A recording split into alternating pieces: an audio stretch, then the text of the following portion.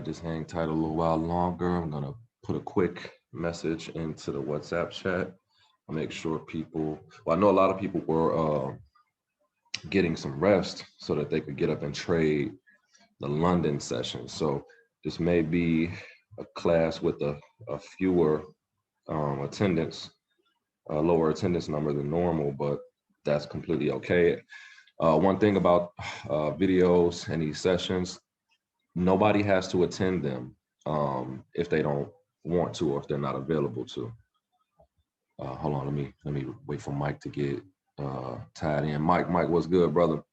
What I was saying was we're just kind of giving everybody a few minutes to get tapped in. I know people, we're getting the Zooms going again, so it's no big deal. And I was just mentioning that it doesn't really matter if you guys attend the live session or not, because the video is always recorded and then it's posted shortly after uh, into the website.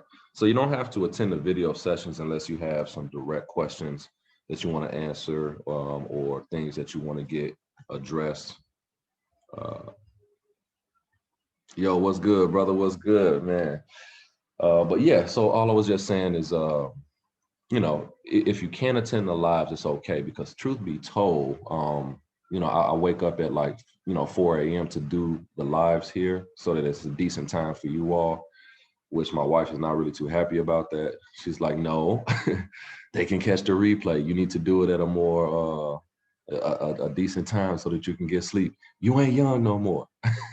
So, she's like, yeah, you can wake up and do these sessions, but it's going to take you a day to get your schedule back together afterwards. So I don't know. I may end up changing the time on the sessions, but it's, I'm trying to accommodate everybody to let you all be done with your day, and most of you all done with your work day. And then that way that allows you all to get on the session before it gets too late. You know what I'm saying? Uh, I understand exactly how it is when you're trying to juggle, family, you're trying to juggle a job, you're trying to juggle school. Then at the same time, you're trying to cram all of this Forex information into your head that I'm throwing at you and trying to make sense of it all. So I know it's not an easy thing to achieve, but if it was easy, everybody would do it, right? So like, for example, um, like I said, I'm waking up at 4 a.m. to do these sessions for you all, and I think I might end up changing it because it's not really. I don't think it's gonna work long term with this schedule, because I got some new obligations. Like, I'm doing a lot of traveling to the villages, because just getting back to Africa, you got to imagine when the cat's away, the mice will play. So most of my functions of my operations is like, when you leave it in the hands of others, they don't handle it the way you do. So coming back to Africa is like, I've spent the last 2 weeks just cleaning up messes and putting out fires. You know what I mean? Like the last 2 days, I've been working with the minister's son to try to rush through an emergency visa for him um, to come to the States, because he's supposed to be coming to the States with me to head up this transportation business project that the Minister of Labor and Industry here is a partner with me on. So I've been working on that project. Well, I'm just telling you all these things so that you understand my schedule and that you understand what it's like to juggle this Forex thing along with your other responsibilities, because, um, you know, it's just oh yeah, the herbs too. Exactly. No, that's a part of it, bro. So basically, what I'm kind of getting down to is, if we want this Forex thing, we have to make it work for ourselves. We have to make it fit into our lives. It will not, or we have to fit it into our lives. We can't really dodge the reality that it's a time-consuming endeavor. Like I tell people all the time, it's not so much that you invest in capital up front to do this. It's more so of your time. You know what I mean? Like, some people will make you invest your capital. Like, I got buddies of mine that charge like $10,000, $20,000, $40,000 just for 1 year of teaching, right? Just to teach you for 1 year. They're gonna charge you 10 grand, $20,000, $30,000. That's a fact. And they're gonna get it. But for me, it's more so like your time is the most valuable thing to you, right? And it's the most valuable thing to me. So You have to make this fit into your life. There's no way around it. That's the sacrifice you have to make, and it's not going to be easy. Armand, Aisha, they can tell you. Oh man, I appreciate you, bro. Mike, I appreciate you for real, man, because one of those qualities that's important is that tenacity, like that pit bull kind of mentality, that like mentality, don't let things go. And so you have to have that with this. So anyway, the point I was making is make room for this thing. Okay, it's worth it. It's worth the sacrifice. If you got to change your sleep schedule, you need to figure it out. Right? I can't make this more easier for you than it already is. Like you're getting a skill that literally takes people 3, 4, 5, 6, 7 years to really, really master. Like you're getting it streamlined to you because you don't really have to figure anything out for yourself. And that's one of the things that I was talking to somebody about yesterday that I'm coaching with the Forex offline. I was letting them know, like, hey, look, I know you have all this other shit going on, but and you're trying to make this Forex thing work for you, but you're not following the system. You're not following the rules. You're following them, but only to the point to where you're comfortable with following the rules, and then you deviate to do your own thing. And you justify it by saying, well, I think I see this, or well, the way I see it and all this shit like that. Look, let me explain something to y'all. Don't come into this Forex thing thinking that you finna reinvent the fucking wheel. Okay. I spent years, you're gonna get burned. You're gonna get burned, and then you're gonna swear up and down that this shit doesn't work. But it works. I'm proof that it works. Several people in the training is proof that it works. Exactly, man. I can only give you the pills, man. I can show you the door and present the pills to you. You see what I'm saying? But yeah, you lose money when you try to reinvent the wheel. Like these people are smarter than us. You understand what I'm saying? Like I spent 2 years. Let me explain something to y'all. This training cost me 5 G's plus $100 a month 3 years ago. Okay. I spent 2 years, the first 18 months. I spent the first 18 months trying to reverse engineer this shit and make it fit to my perspective. Can I tell you the colossal waste of time, the colossal waste of money, the loss of money because I didn't have the opportunity to earn it because I was trying to do my own thing. And I could be so much further ahead. Like, of course, you're going to take some losses, but who knows where I could be at economically right now if I would have spent those 18 months doing what the fuck I was told to do. Excuse my language. But I should have been doing what I was told to do. And the moment that I stopped trying to do it my way, I started to see things within like a month. Within a month, it was like, oh my God, like this was here the whole time. How the fuck did I not see that? Now, let me, before we get to jumping into the actual charts and stuff like that, I'm just talking mindset stuff. I'm just talking mindset. I'm talking, lifestyle. I'm talking schedule. I'm talking sacrifice, right? Because this stuff, like, it's mental and emotional, guys. It's psycho-emotional. Like, for example, I know she doesn't mind me talking because saying this because I'm sure you other guys are experiencing it or will experience it. But Aisha was just talking to me, I think the day before yesterday, and she was like, it's starting to run together. Like, I can't really see clarity on the charts, and that happens. That's gonna happen. Like, everything is gonna mush together and run together at some point because you're cramming so much information in your brain that your subconscious has not had a chance to process everything. Like, you're running off adrenaline, excitement, desire, and enthusiasm that you found something that actually is legitimate, something that actually works. And that adrenaline right there, that high right there, it'll keep you going for a long time. But what happens is you start dreaming about this shit. Once you start dreaming about trading, that's when you've kind of crammed your conscious and subconscious with this information, and you kind of need to let your brain process what you've already learned. So you may need to take a step away from the charts for a few days, even a week, even 2 weeks. I recommend that you don't do it longer than a week, to be honest with you, because then you have to remotivate yourself to get back into it, or you may even lose some of your habitual training. But I do recommend you all to take measured short breaks from the charts and from the learning, from the education, because it'll just turn your brain into mush because you're trying to figure out so many things. And this is why I was telling you guys, like, learn, demo. Don't worry about the money yet because the money is waiting for you. It's there. It's not going anywhere. Okay. This is not like the stock market, right? Like we're not worried about crashes, because if this shit crashes, then you better be heading to your bug out, your bug out shelter. To get through the curriculum, start when I listen to personal long to get through it.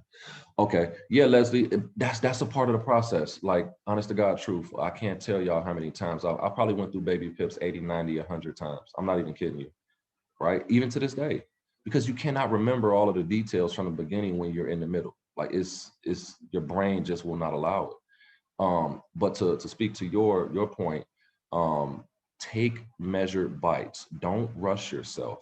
The first thing, this is why some of us, we need one-on-ones, guys. Because I need you all to be comfortable and free to ask all of the questions you think are silly, all of the, to have that one-on-one engagement. So I'm going to do short one-on-ones. I cannot make them longer than 20 minutes because I got to get everybody. And I know some of them are going to go longer than 20 minutes. So I want to try to, mitigate that process. But let's get some one-on-one scheduled for you guys. I need to see, I've looked at a lot of you all charts and markups. They were amateur, but they were good, right? And so I want to talk to you, some of you all, about the charts that you sent me, the markups you sent me, and things like that. So we need to schedule some one-on-ones. Okay, as far as the 15-minute, brother, that there is some nuances when you drop down to the lower time frames, right? And I'll tie all this together when we get ready to get started with the official discussion here. We're just kind of doing some pregame chit chat right now. I'm just kind of talking from the hip right now.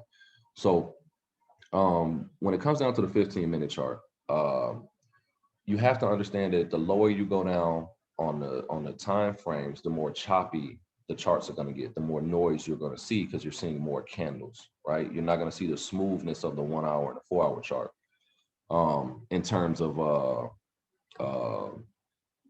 just clear structures, right? Without all the jagged movements. So when you're doing the 15-minute chart, well, let me tell you this. My personal recommendation is, for now, until you get to a certain point, that's my problem. I go over and over until I know, but I'm tiptoeing along. Okay, I'm gonna come back to that real quick. Let me finish up this 15-minute note real quick.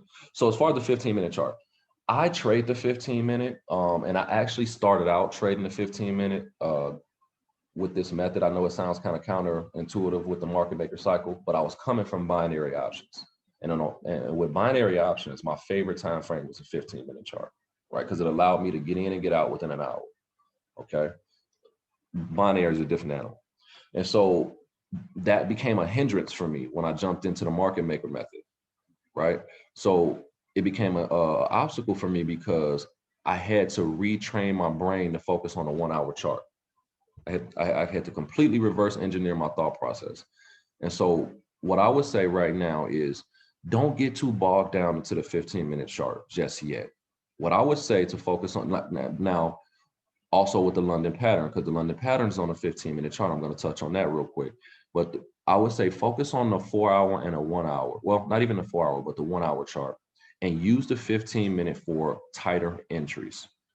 Being able to see the reversal happen sooner, because on the lower time frames, you see the reversal happen earlier than you do on the 1 hour time frame and the 4 hour time frame. So the 15-minute, the 5-minute, and the 1 minute, they will allow you to get, like, really, really tight entries, on your moves. And so that's what I would say, focus on the 15-minute for identifying tighter entries, not so much as trading it. Now, the reason being is you got to get a grasp on this market maker cycle. You have to understand the cycle in order to really benefit from the 15-minute chart, right? Because the 15-minute, it'll allow you to get in and get out within that day's session, but you need to know where it fits in the overall market maker cycle before you jump into it and start, trying to navigate taking trades from it. All right. So if you have a good grasp on the 1 hour, then we can talk about the 15-minute, but let's do that on a one-on-one, bro. I don't want to dive too deep into it just yet when so many people are just now starting to grasp the 1 hour cycle. But let's get on a one-on-one and talk about that 15-minute. Okay, guys. we've been on here enough. We got a nice audience. Let me share my proper screen. Oh wait, almost forgot. As far as going over it until you know it, what? So um, this is why we need to regroup, because I need to get some of you all back on track. What I would suggest is if you've already started from the beginning lessons with the first, like the day 1 through 4 videos, if you have a good understanding of the overall concept from those videos, you're at a really good place. Okay. So what I would like to do, Leslie, um, I don't want to say your real name, but those who are starting from the beginning and starting to, process the information over from the start to make sure you're on the right path, send me a private message so that we can schedule a one-on-one, because I can streamline you through the understanding, but it's different with each person. It takes a little bit of a different approach with each person to kind of, fast track them through the understanding and break it down to them and explain it to them. So let's do a one-on-one. If you everybody schedule a one-on-one with me. Okay, let me know what day you're available. We're gonna need 20 to 30 minutes tops, but let me know, and I'll reach out to you and we'll get this done this week. We'll do some one-on-ones this week, and I'll see exactly where you are, where your head is, and then I'll be able to clearly get you on the right track and probably fast track you a little quicker than if you just went through all the material by yourself right now. Okay. So send me that message, work out that one-on-one schedule with me this week. Let's get this week into next week. Let's get these one-on-ones done, because I need you all on track right now. We're ready to move to a second wave of the curriculum, some new lessons, going over some old subjects with, more depth, more detail, adding more tools to the mix. Like there's a ton of money management techniques and tools and stuff that you have to learn right now. So I need everybody to kind of get as close to the same page as possible, so that when I'm doing these new lessons, you can keep up. It's extremely important. I can't move too far ahead unless most of us are ready to go. So I need you all, for the sake of the team and for yourself and for your own pockets, to go ahead and tighten up these boots, and what I'm saying, get the wind behind your back, and let's get to marching real quick. Okay. All right. So let's go ahead and jump to the charts. And what I'm going to do tonight is very, very simple. We're going to go over my analysis process, right? Like what do I do when I open the charts? Okay.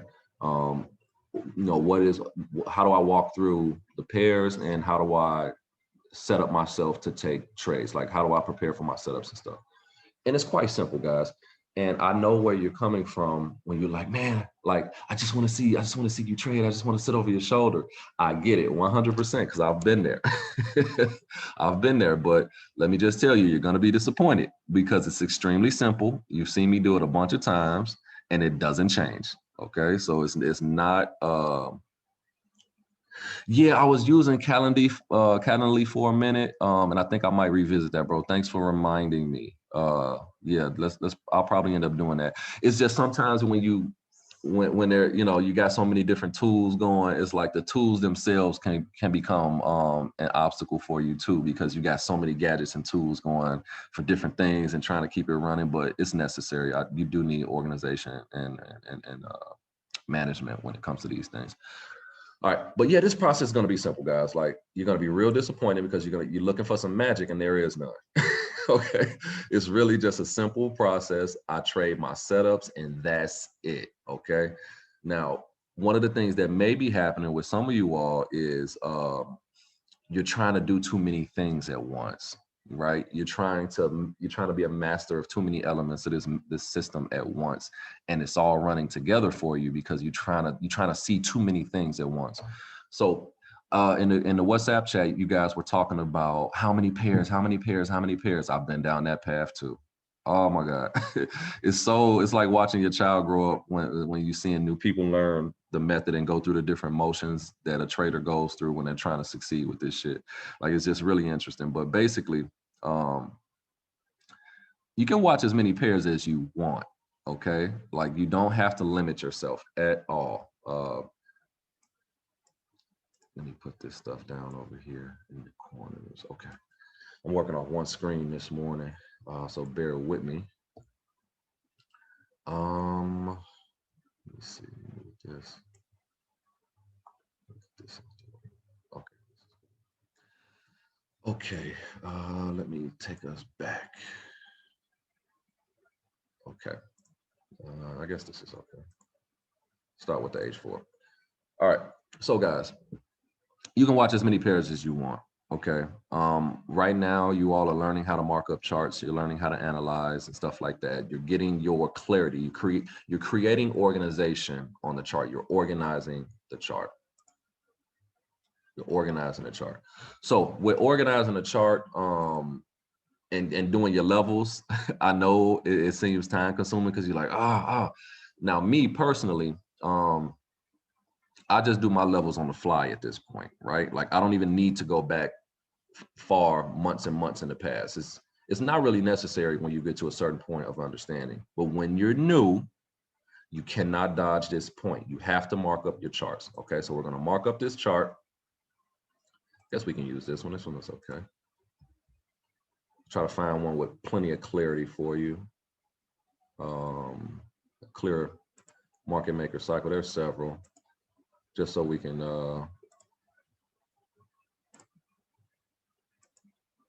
try to get, as far as like the people who are new to marking up the charts, I don't want to confuse them right now. So we're gonna just look for a clear example of the market maker cycle and run with that one.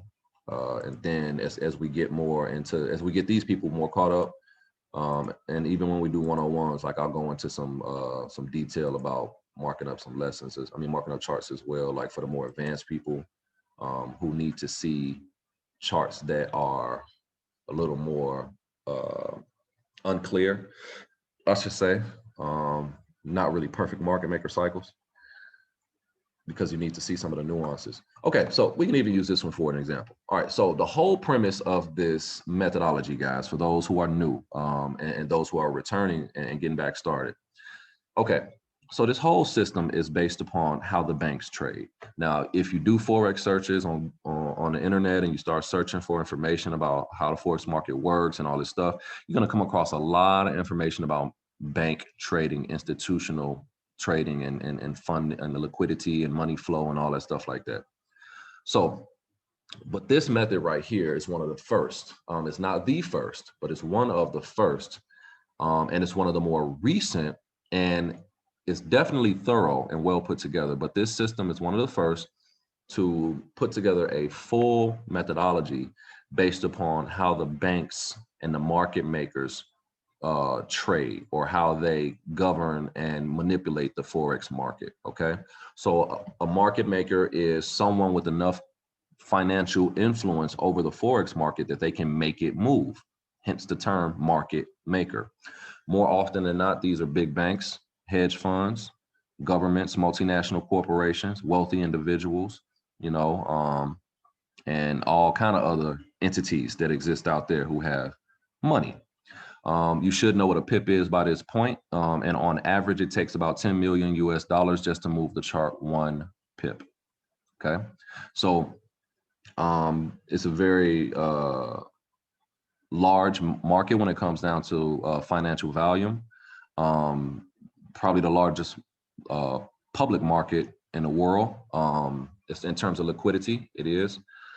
And so you would think to yourself, like, how can it be manipulated? Well, everything is manipulated. I mean, if you're even alive at this point and not living in a cave, then you've seen what's going on with crypto. You've seen what's going on with the stock market. It's the talk of the town, and it's so amazing that I saw this coming, but I didn't even really position myself properly to take advantage of it, even though I knew this shit was coming. But I don't like the responsibility, to be honest with you. Like, I like my peace, and I don't have enough of it at this point in my life. So I'm not trying to become a personality, right? I don't want to be out there doing interviews and shit like that. Like, I got too much stuff going on in my life for people to be digging into my personal life and past. I'm not the squeakiest, cleanest person, right? I still do shit, and I still deal with people who do shit, because that's real life, right? And so I don't want people digging all into my past too much and trying to learn secrets about what's going on with this guy. Who is this guy? Where is he from? Well, what does he do? Fuck all that. Like, I'm too private for that. And I got too many plans. I'm planning on disappearing. I'm planning on getting rich, helping enough people to help me get rich, and then building my own little world and disappearing. Like I like peace, and life is too short to be trying to put on a peacock show for the world and strut around and get pats on the back and shit. Like I'm not interested in that. So exactly. So anyway, let me double back, stay on track. All right, so this market maker system, if you study some of the documentaries that I've put out there, if you study on your own about what goes on with the trading world, you understand that there's software, AI, specifically AI now, out there that trades and governs these markets using a approach called high frequency trading. Okay, HFT, high frequency trading. Basically, this is trading done by the second and the millisecond, right? Like these machines, these algorithms, these machine learning systems, all of these different technologies right now, there, if you watch the show Billions, right? You have quants, right? Quantitative analyzers or quantitative analysis. Basically, this comes down to, robotic trading or software, engineered software geared to be able to react and trade faster than a human being could. That's just one way to describe it. But basically, the markets are governed by machines that are a lot faster than us and engineered specifically to be smarter than us when it comes down to trading and making money. So they're making money by the millisecond, right? Like just this is what's going on with crypto too right now. This is why you're seeing stuff like Dogecoin and all this stuff like that do what it does. But all of this stuff is manipulated, right? And now these systems and these machines are what governs the market. And so what people fail to realize, and a lot of haters hate to acknowledge, is that it's still designed by human beings. Money and profit is still booked in the same way. This is why this method still works, okay? Because money and profit have to be booked based upon fear and greed. And so that doesn't change. And so this is why this system is still valid after, almost 30 years of being in existence out there in the marketplace. It still works, right? And so that's what we see here. This market maker system, when you see these levels development, when you see these peak formations, all of these different things that we talk about with this methodology, you're looking at the exchange of money, the booking of profit, right? The trapping of volume, which is money, and then the booking of profit. This is what we get. This is how we get our levels, because the behavior is still the same. The behavior to book profit is still the same. So this whole market maker methodology is based upon how the big boys, the big market makers, book profit. That's what this all about. That's what this is all about. It's about them booking profit, taking your money and putting it in their pocket, taking each other's money and put it in their respective pockets. That's what this whole thing is, and this is how we get the levels. Okay, so this market maker system is designed to move in alignment and move with the behavior of these market makers. Okay, and so this system is based upon so let's talk about the market maker cycle, right? So it's based upon on the trend. The system is based upon the trend, which is called the market maker cycle. So this right here, this trend right here is called a market maker cycle. In this methodology, it's called a market maker cycle. Anywhere else it's called a fucking trend, right? And so with trends, there's a starting point, which we call the peak formation, okay? There's a starting point we call the peak formation. There's the trend itself, and then there's an end point, which we call the peak formation. Peak formations at the top are called peak formation highs. Peak formation at the bottom of a trend is called peak formation low, okay? And so what we're trying to do is we're trying to maximize our entry into this trend to squeeze every pip we can out of this market maker cycle, okay? And so there's a system, there's a methodology to this approach so that we can enter as far as possible, as tight as possible at the beginning of a trend and ride it out all the way through, okay? Now, the good thing about this market maker system is it's identified key points in the chart and in the trend that you can take advantage of. And this is how we make money. We take advantage of key, what we call waypoints, okay? So like a waypoint is like a directional sign on the road. Like when you're driving and you see it say Miami, 180 miles, right? That's a waypoint. It's letting you know that you're on your way to a certain point. It's a waypoint. And so in a trend, there are waypoints that exist as well. Okay, and we take advantage of these waypoints and we trade these waypoints. So as I break this down, I'm going to explain this, and I'm going to show you the only places you should be looking to trade. This is what's confusing you all. You all are trying to trade. You're trying to create things on a chart that doesn't exist because you're focused on too many things right now. You need to simplify what's happening here. Not only that, let me bring up this PDF real quick, the kill box, because it's a good example in there too. All right, so basically, this is really, really simple, guys. I keep it simple. This is why I have consistency, because I've learned to stop overcomplicating it. When you're learning this method right now, you're gonna overcomplicate it because it's so many moving pieces to it that you're trying to figure out where everything goes and how to use it. But let me simplify this approach for you all. All right, we have our peak formation. Now, there are rules to these peak formations and the levels and things like that. You have to know the rules, so you have to study the videos. I'm only going to slightly touch on that stuff now. All right. So we have our peak formation high. Okay. Peak formation high is the beginning of a new downtrend. Okay. Or it's the beginning of a downtrend. It's the peak formation, like a mountain peak, and it's high. So peak formation high is at the top. Okay. It's at the top of a bearish trend. Okay. Now, there are typically 3 levels in a market maker cycle. Can there be more than 3 levels? Absolutely. The way they create new levels is they reset the original trend. So they'll run a couple levels in the original trend, and then they'll perform what they call a reset, and it'll start the count all over again. What is the count? Well, level 1, level 2, level 3. That's the count. Okay, so they'll run a level. They'll run maybe 3, sometimes 2 levels, sometimes 4. So they'll run between 2, 3, and 4 levels. Then they'll throw a formation, what we call a reset, and then they'll start the count over. They may run another 2, 3, or 4 levels, and this is why you'll see certain cycles that just seem to go on for weeks at a time, and you'll think to yourself, "Where's the fucking 3 levels this dude keep telling me about?" You know what I mean? I'm studying all these fucking videos. This is more than 3 levels. Like, I get it 100%. But you must understand that the market makers don't give a shit about our 3 levels. They don't care. They don't care that we have a system that works because they're focused on millions and billions. And if you get caught up in it, great. If you make a little money in the process, great. It's irrelevant to them. Their goal is to take your money, but they're not specifically coming for you, even though sometimes it feels like it on the charts. Sometimes now this is what even the brokers are market makers, right? I forgot to mention this. The brokers themselves are market makers, not all of them.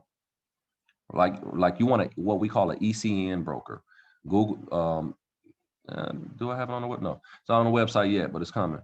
But look up ECN broker, okay? An ECN broker basically allows the information feed to come straight through from the source, the interbanks, like your data feed for like the information that powers your charts. That data, it comes straight from the interbanks directly to the trader, the retail trader. Whereas market maker brokers, the feed of information comes through them, and then they manipulate it at their own discretion for their own benefit. So is this legal? Yes. Is it unfair? Absolutely. Right, but you can't do anything about it. Hold on, guys. These mosquitoes here trying to attack me. If you know anything about Africa, yeah, you all have heard me on sessions before, ducking and dodging these killers. But hold on 1 second. Throw my hoodie on. Yeah, they out here. Gang for real. All right, so basically, it's legal for these brokers to do this. Okay, so this is why you'll see sometimes if you seem like you're in a great position and your stop loss is right, I mean your take profit is right here, and they go right to it and pull away. And then now what you can do is what I do. I typically have 2 charts running throughout the day, and I compare when I'm actually entering positions to see if my broker has manipulated the charts on my side. And you'll notice these differences. You'll notice which brokers do it and how they do it. Like they may just spike a candle 15 extra pips to hit your stop loss, right? These are market maker brokers, right? And so this is what Steve was talking about in the day 1 through 4 videos when he was showing you the back end and how they use software to manipulate the charts. It's a regular thing, okay? But anyway, doubling back to what I was originally speaking about, keep this thing simple, guys. I'm gonna show you very clearly what you should be looking for. All right, so after our peak formation high, we want to do the level count, right? So after your peak formation, I'm going to do it in a perfect scenario, right? That's why I was looking for a clear example. In a perfect scenario, after your peak formation, you get your level 1, okay? If you need to know what levels are, you got to watch the level videos. I can't spend a lot of time breaking down every single detail. I'm just touching on concepts right now to clear up the confusion or to clear up the analysis approach. I'm just breaking down this cycle right here, and then I'm going to walk through the pairs, and I'm going to show you how I would treat pairs that I would actually trade. You don't trade every pair just because it exists, and you don't try to trade every day just because you want to. You take the trades when your setup is there and keep it that simple. You'll live longer and you'll make more money if you stop trying to trade just because you want to trade. Trade only when your setup is there. All right, here's level 2. This isn't even the best example because this is a reset cycle. And here's level 3. Now, everybody's going to box off their levels and mark their levels a little differently. I like these boxes to look this way. So I'm going to keep this one here. And then let me go and find another with the EMAs. This might work.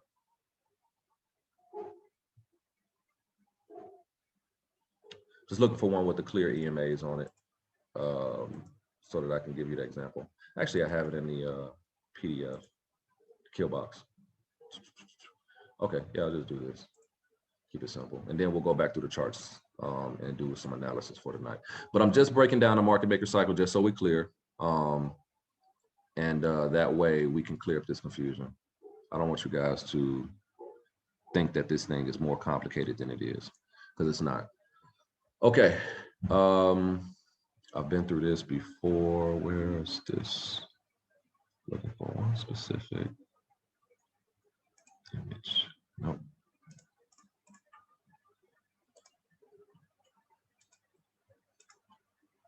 Oh, this is the version I'm looking for.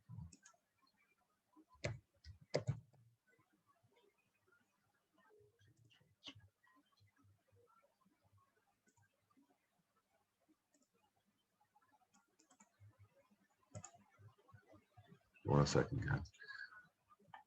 Just making sure I got the right example I want to show you. I know this is a little boring for some of you all who really know what you're doing already, but just bear with it. Just bear with it. 1 second, let me pull this image up. Here we go.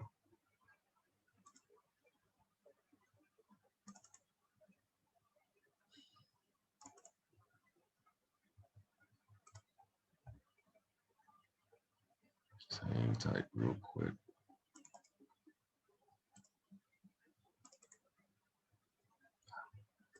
I think this is it. Yeah, this is it.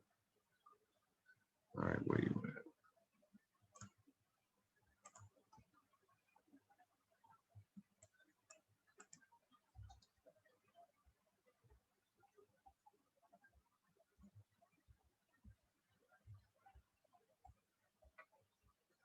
Here we are. Perfect.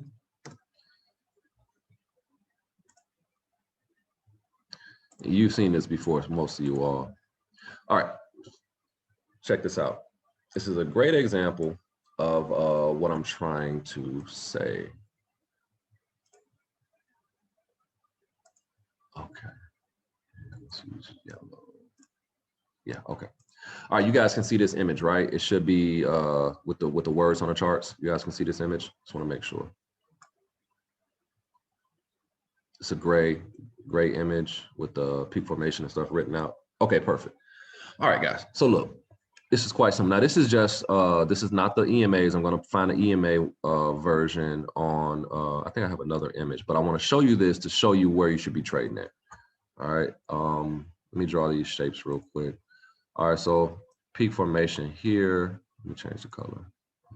Green. Peak formation here. Okay. Ideally level 1, level 2, level 3, and then they give us an extra level that we call the peak. We don't really even call it level 4. Some people call it level 4. It's really up to you. It's not a big deal. All right. So let's just say these are the levels, right? I'll go back over the EMAs real quick to help you identify the levels using the EMAs, but it's in the video. These are the only places that you need to be trading, okay?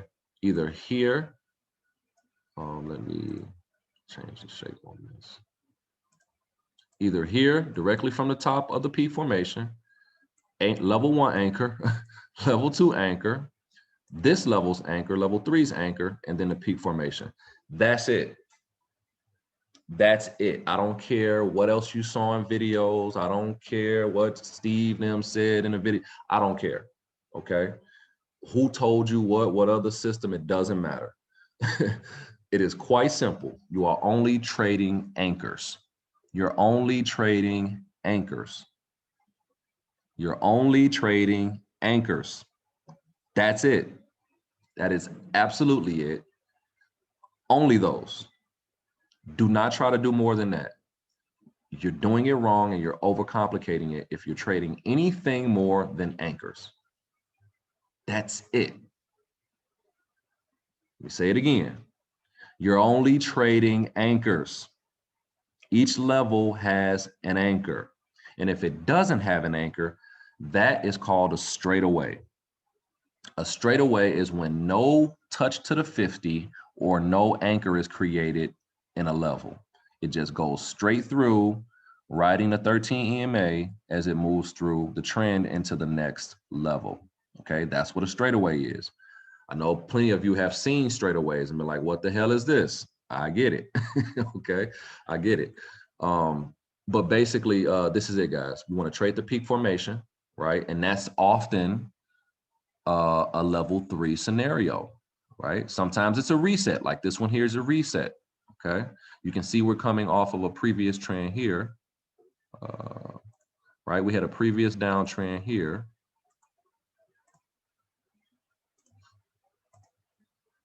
Previous downtrend coming here, and then it came back again, right? And started with a new peak formation. That's technically a reset, okay? When you're already in a trend, such as this downtrend, they run the levels and then they pull back and give you certain conditions and start the level count again. That's a reset. Okay, that was this peak formation was a reset. A reset is also an anchor. So you have your peak formations as an anchor, you have resets as an anchor, and each level ideally has an anchor. Okay, now next from there, you must learn how to identify level. First, you have to learn how to identify peak formations. In order to identify peak formations, you have to learn how to identify levels. In order to identify the anchors, you have to learn to identify levels. Levels are the most important thing to this system. It's what gives us the organization that we're looking for. We're taking a chaotic, seemingly random series of candlesticks and we're bringing order to them. We're clarifying what's happening, okay? And in order for you to do that, you must understand the rules of clarification. You must know how to analyze using the level counts. But all of that is simply to bring you to identifying anchors. Anchor, anchor, anchor. Anchor is the key to everything outside of the levels, okay? Because the anchor is your trade opportunity. All right, so each level has a repetitive series or a repetitive series of events that occur that create certain anchors in certain levels, okay? Now let's, let me pull this up real quick.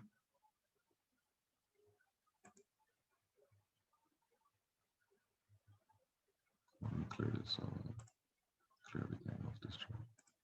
Okay. All righty, let me pull this document here.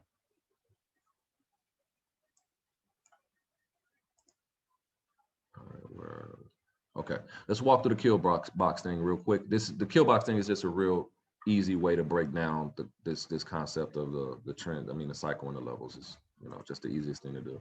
So let's just walk through this again. All right, so we're not going to talk about the harmonics right now. So these are the basic rules of a peak formation. We're looking for 2.5 to 5 days of rise or fall, depending on the direction of the trend. We're looking for 3 times ADR, which is average daily range. The daily range is the day's average price movement, the number of pips that it moves. So the average daily range is the number given to you. You can even see it here. You can even see it here on up in the left-hand corner of this image, the different range options or the different range readouts they're giving you. The only one that applies is 3 times ADR and 1 time ADR.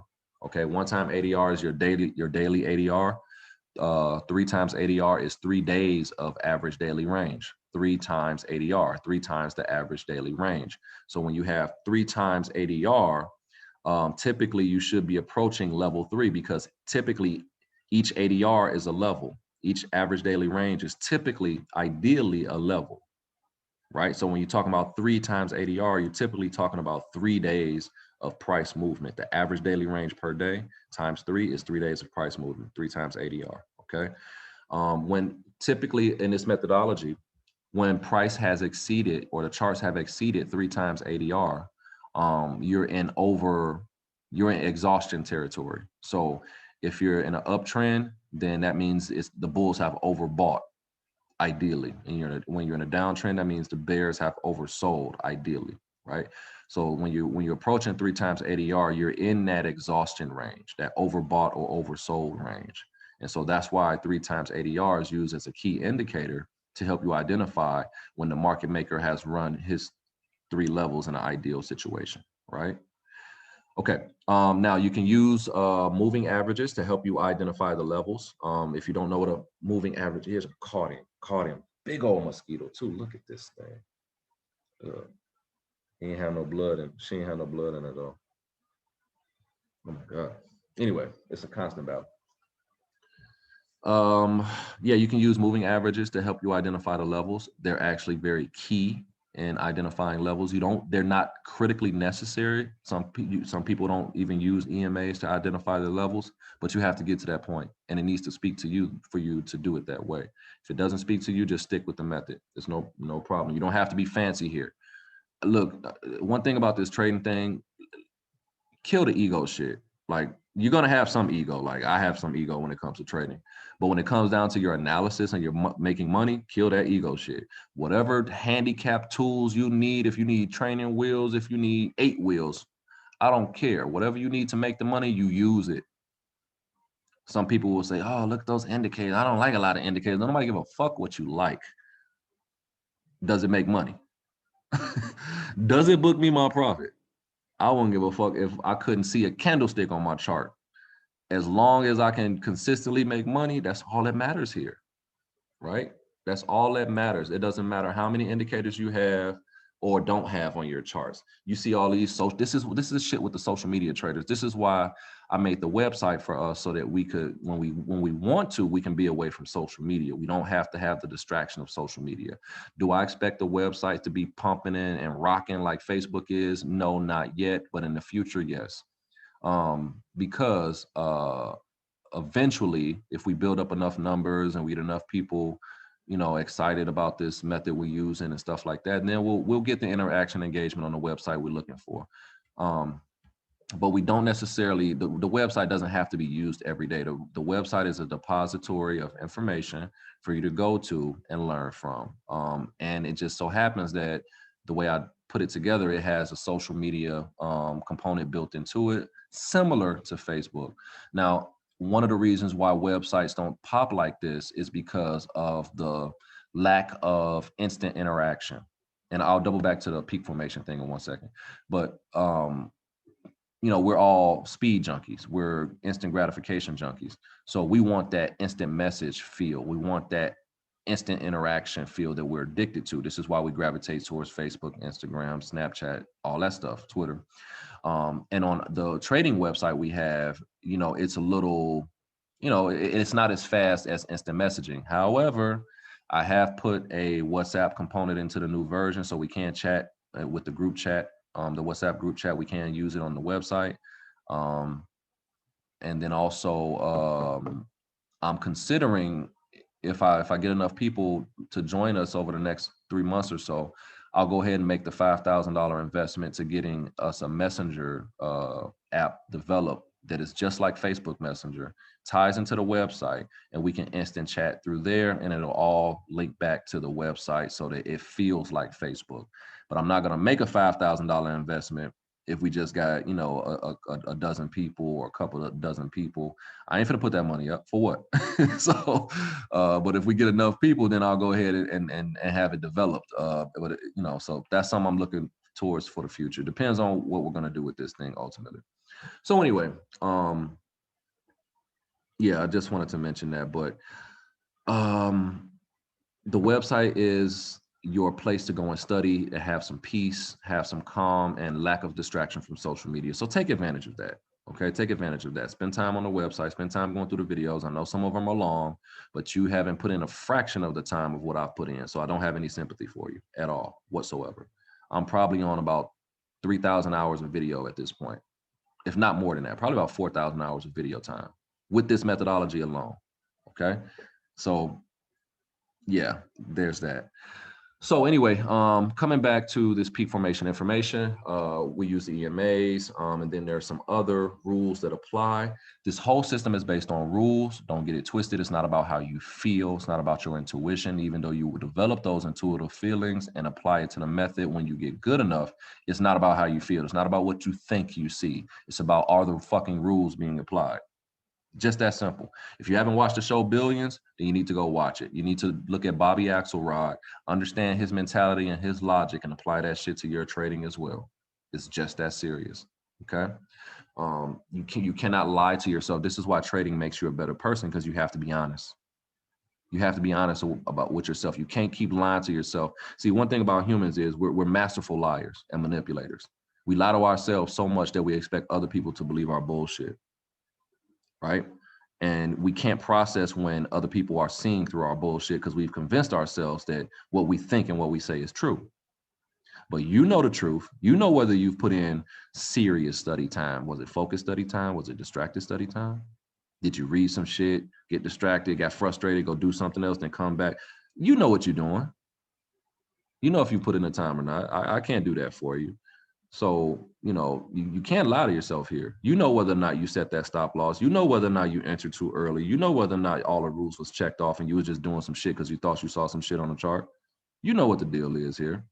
You know what I mean? Like, I don't have to call you out. I don't have to prove anything, but let's let's be honest with ourselves here. And that's what trading is going to force you to do. You want to make money? You got to be honest with the charts.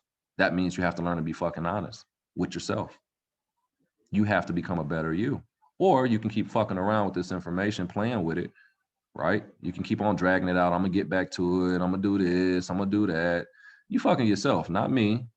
And you're gonna look at all these other people like, what do they know that I don't know? Oh my God, I wish I was like you. Damn, bro, you doing it. You got the same information I got. Cut it out. Cut it out. Like, for real, cut it out. Do what you're supposed to do. Put in the time. It's just that simple. I can't sugarcoat it with you. All right. So there's rules to this game. And if you follow the rules, the money will be given to you. Okay. Um, right. Levels, levels, levels. We talked about levels a little bit. So in this image, you can kind of see here that when the moving average is crossed and there's a shift away from the previous structure, they give us a level. They give us a consolidation level, anchor, shift away, consolidation level, anchor, shift away, consolidation level, anchor, shift away. This is what they do. Okay, so this is the nature and rhythm of the market maker. If you watch the videos, you'll get this, you'll understand it. Okay, but remember, we're only trading anchors. That's it. I gotta keep reiterating that. So this is that free strategy that people can use to just make money off the higher time frame 4-hour chart using the harmonic pattern. Okay, very easy, very easy. This is you know what this is. You know what this is. Okay. Wait, we've been through this. Okay, so this image here, this helps you identify what anchors are and what level and what you're looking for. It doesn't list all of them, but it does a pretty decent job. Okay, so for example, this is your peak formation here, right? Big W, right? My favorite setup is big M's and big W's, and those are in the W sections of the lessons. All right, here's level 1 consolidation, level 2 consolidation, level 3 peak formation high, peak formation low, level 1, level 2, level 3, which is the peak formation high. Okay. Now, what they would do if they were giving us a reset, where are you at? Here you go. Is over here. Okay. They would give us a new anchor and continue going long. Okay.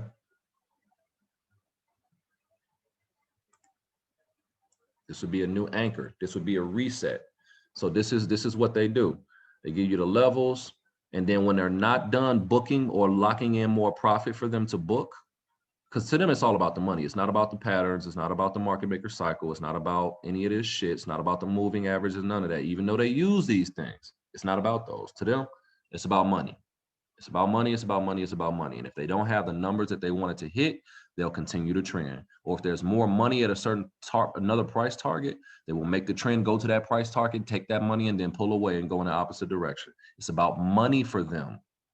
Okay. It's not about this cute charts and shit that you see everybody posting on social media. Like, that's a bunch of bullshit. Like, there's some people out here with some successful systems. They have some methods that work. There's always more than one way to skin a cat. Okay. So it's out there. But don't for one fucking second think that any of that shit matters to the market makers at all. It doesn't. It's all cute for traders. Everybody wants to be a fucking peacock, you know, walking around getting all this attention. Look at me. Yay, I can trade. Oh, we gains. Look, team, gang. I seen this shit coming. Like, this shit has happened so many times on social media since trading has been put onto social media back in like 2012, 2013. It's so absurd, man. Like, I get it though. Like, people are happy, they're enthusiastic, they're finding their way out. I'm not knocking none of that, but it's all fluff. It's all fluffer nutter, right? Y'all remember that shit? What was that marshmallow shit? We used to put on sandwiches back in the 90s. Oh my God, we were test tube babies. Like, they really did a number on us. Like, we ate like space foam, that marshmallow shit with that we used to put on the sound. Anyway, that's what is this social media trading stuff. It's fluffernutter, right? Because it's just all about peacocking. It's all about, hey, look at me, look at me, look at me. You know, and that is not going to get you what you want. So anyway, don't get caught up in that social media hype. Don't let people and their results and all of this stuff, like, I know it's counterintuitive, but don't let it stray you away from the fact that you have a genie in a bottle. Don, is this not a genie in a bottle? Aisha, is this not a genie in a bottle? Armand, you know, Rayshawn, is this not a genie in a bottle? Like, if you get this method under your belt and you understand where to take your opportunities and keep it that simple, it's rinse and repeat. Look, be a one-trick pony. It's like, I prided myself on being a one-trick pony for a long time because I found one setup and I milked it. You only need one setup that happens over and over and over. Just milk it every time it comes. You don't need a bunch of setups. You don't need to be able to trade every single part of the cycle. You don't need to. Of course, I want you to get to that point, but you really only need between 1 and 3 setups and you'll get rich. You just need to master each of those setups, right? Learn the nuances about them and just trade them religiously. And that's what I do. This is why you see me having consistent results. We're like, shit, he's killing it. I'm keeping it simple. Okay, I'm just keeping it simple. You got to rub that lamp the right way. That genie is gonna pop out. So anyway, so back to these anchors, okay? So your peak formation is an anchor, right? And where do you trade this one? You trade the peak formation right here. Second leg, right? That's your entry. If you trade in a peak formation, second leg is your entry with big M's and W's, or with M's and W's. Of course, there's head and shoulders as well. And we'll get into more about the details about other level 3 trading opportunities, but let's just stick with the base of the method, which is M's and W's in a level 3 scenario. So there's M's and W's all over the chart, but you got to know where to trade the M's and W's, which ones to pick, and the ones we pick are peak formations primarily. That's the start of what we pick is peak formation M's and W's. Then we pick the M's and W's that occur in the cycle as well. All right, so this is your entry. This is your ideal entry right here. Second leg of an M or W. This is a W. Then we shift away. They start to pull back and give some consolidation. What are they doing when they shift? When they shift, they're moving the price to a different zone so that they can lock profits, lock in volume, which is money, and book profits, okay? So they shift away, and then the market maker typically causes the shift. A market maker typically causes the shift, or a group of them.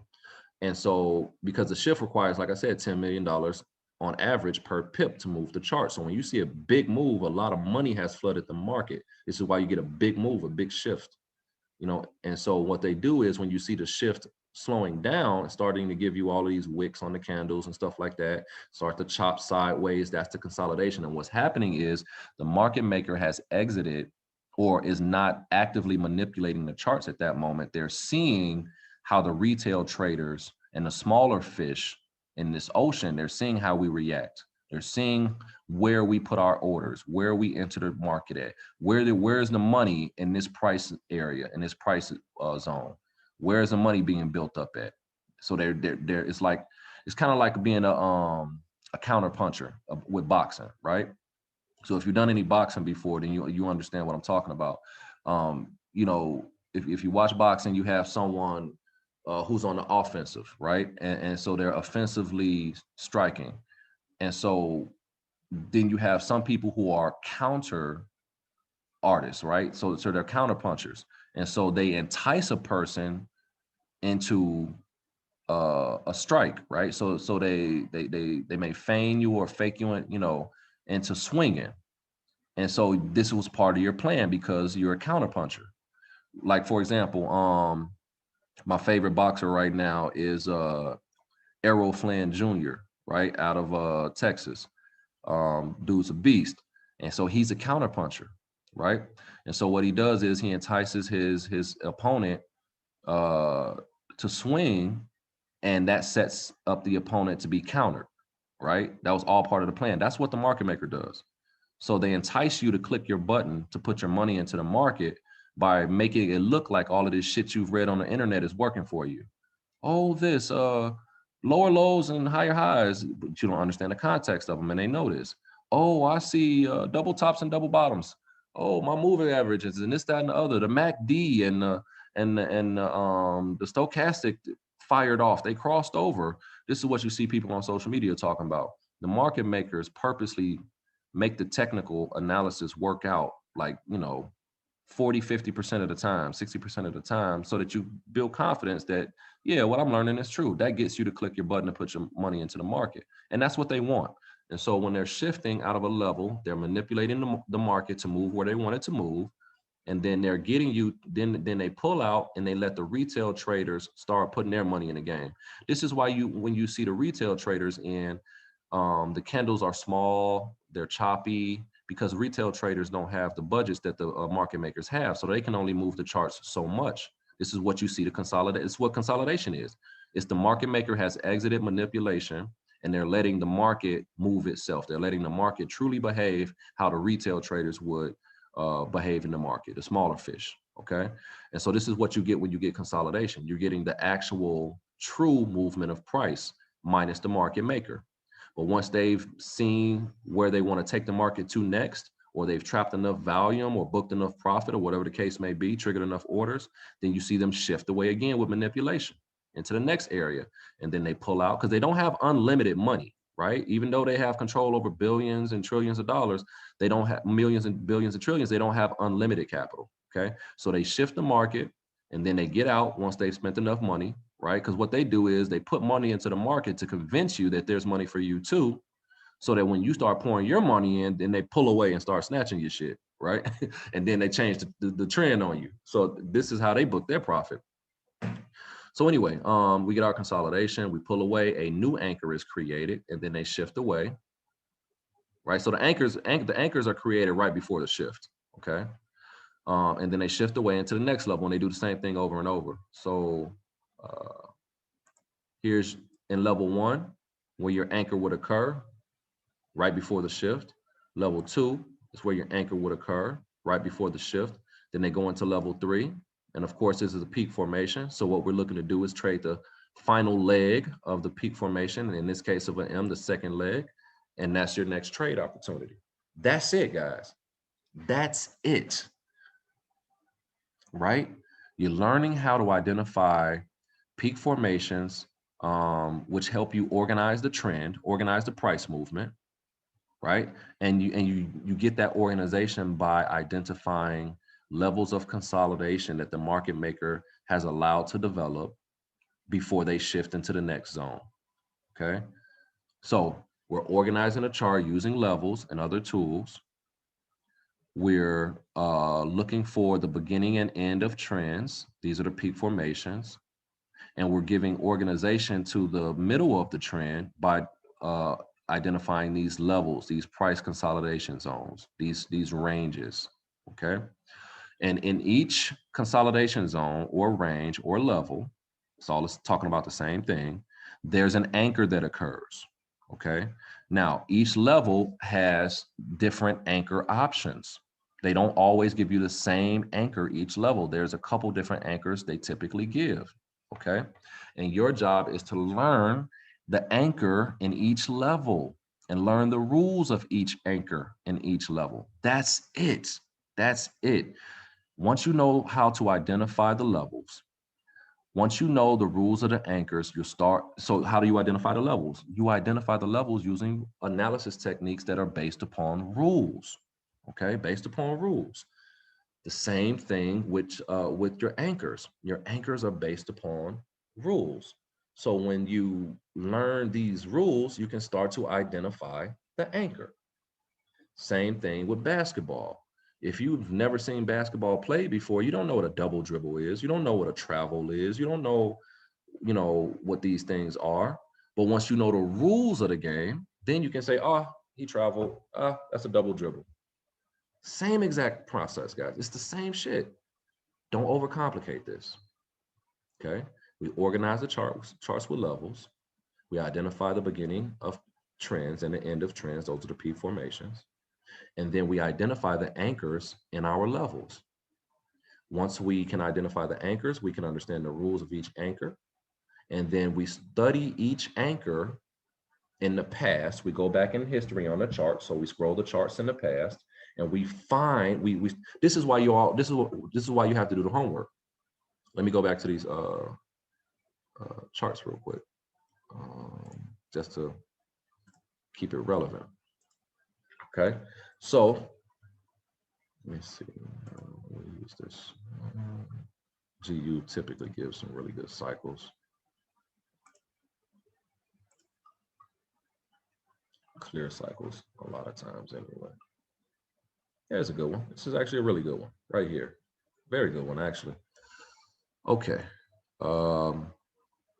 First things first, you need to identify peak formation. I can clearly see, there's two of them right here. Two beautiful market maker cycles right here on GU.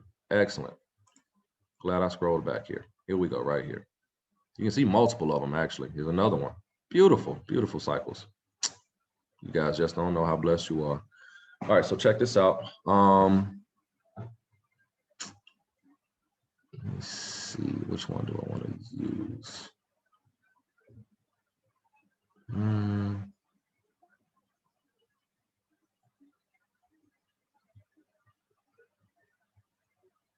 Okay, it's gonna be a little ugly. Let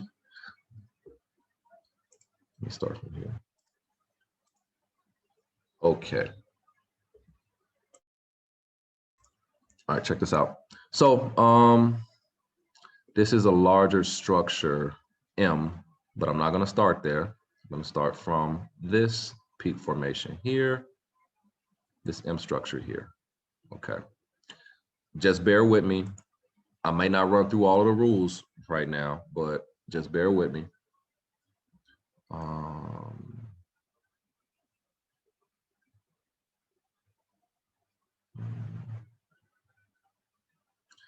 It's gonna be a little ugly here. Some of you all may not see it exactly as I do, but nevertheless, we still have it. Okay, all right, so I'll draw out the legs and that'll help you understand.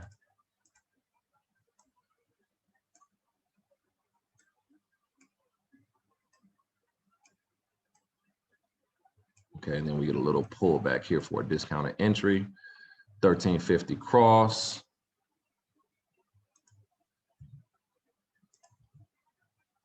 Oh, that didn't work. Okay, here we go.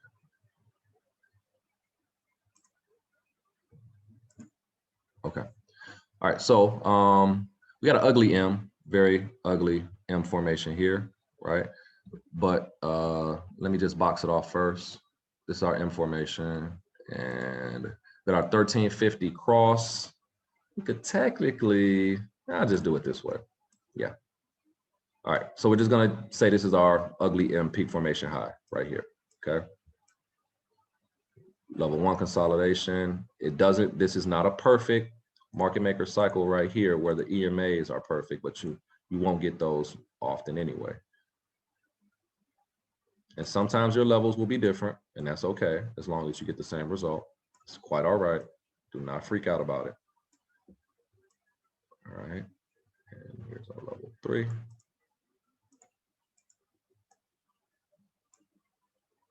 Okay.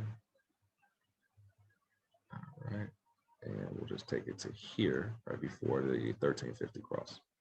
Okay, all right. Then they're gonna give us a reset here, you know, drop again. But let me just do this.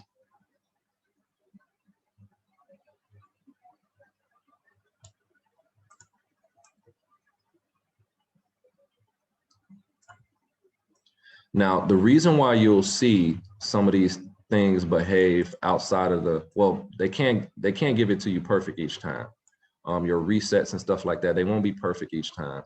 A lot of times what they'll do is they'll give you a clear market maker cycle on a 1 hour, then they'll stop working the 1 hour and drop down to the 15-minute or the 1 minute or the 5-minute chart and start working a market maker cycle on the lower time frames. So that's one of the tricks.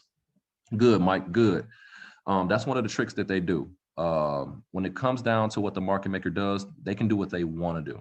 So they'll be working the pair, everything's looking good. You like, yeah, I see this shit. Look at that market maker cycle, like I'm a beast.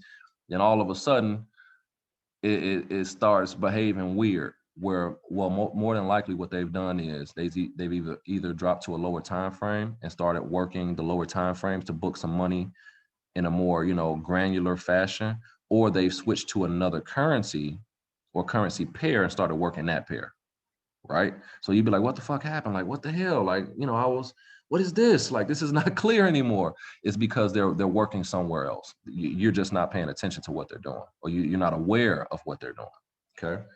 That's all that is, okay? But when you get enough time and experience with this, you'll understand it. You'll see how it works. Like, we haven't even gotten into fractional disparity yet, right? So that's a whole nother beast, but it's an excellent tool, okay? All right. All I'm doing is bring organization to my chart, guys. I'll go back and identify the levels specifically in a second. I'll give them numbers in a second. This is what I do. Like, I scan pairs and I do this. This is it. I do not, again, let me reiterate, I do not go back 6 months to a year anymore. Why? Because I put in my homework already. You better not try to do what I do. Go back 6 months to a year and mark up these levels, mark up these charts, identify your anchors in each level, your peak formations. This is what's going to help you understand the variations and the nuances that happen in the future, because you're not going to get perfectly clear cycles every day. It's just not going to happen. You have to be able to see the variations and the nuances. The only way you can see the variations or the nuances is either going back in time and studying the chart history, the price history on the charts, and marking those up, or sitting there and watching the charts every single day, all day, like their television. Me and my brother did that for years. It helps, but it's unnecessary. The easiest thing for you to do is go back in history. It's already there. You don't have to wait for new candles to develop. Just go back and study and watch the charts. It will save you a lot of time. You may think that it's time consuming going back 6 months to a year and marking up charts for the currency pairs. You haven't sat there and watched the charts develop for weeks and months and years on end. That's time consuming. So use history to your advantage. Study the past to know the future. All right. Anyway, 1350 cross. You see this consolidation level. Okay.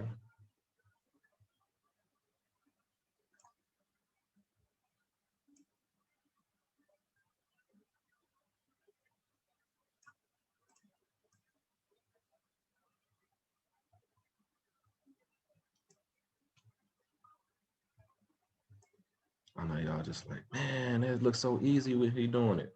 It's gonna look the same way when you keep doing it yourself. Some of you all already doing this, so I'm not talking to everybody. I'm just speaking in general.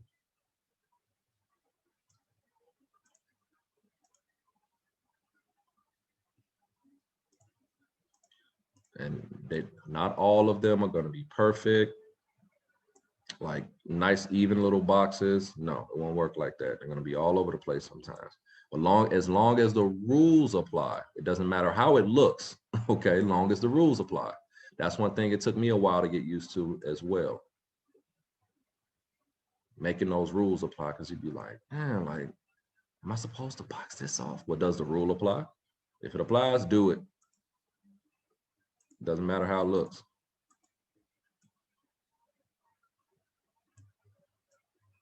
They can't give it to you pretty and in a bow each time. Otherwise, everybody would be billionaires. Now, this is a whole level here. Now, some people don't box off all of this, this shifting, like the shift out of one level to the other. Some people don't box that off. Some people do.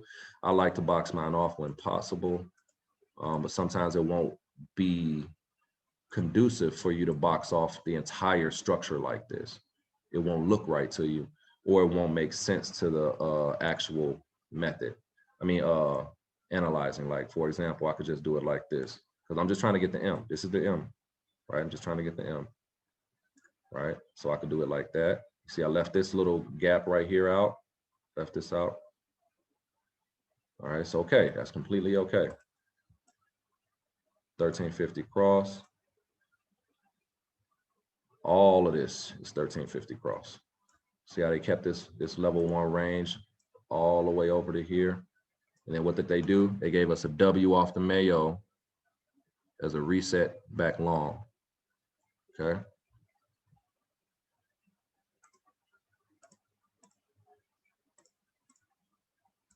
They gave us another ugly anchor right here.